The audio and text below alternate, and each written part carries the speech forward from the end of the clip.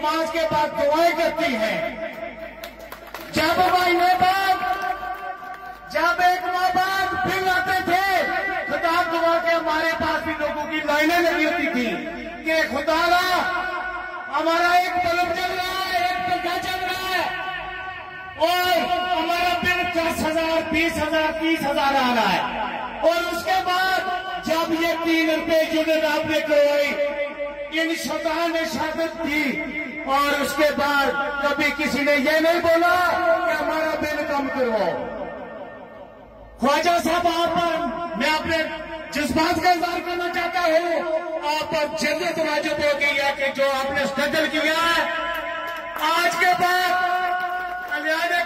आपके साथ शाना खड़ा रहेगा। आप जहां बनाएंगे आप भी शैतान की तरह कुर्बानी देने के लिए तैयार हैं।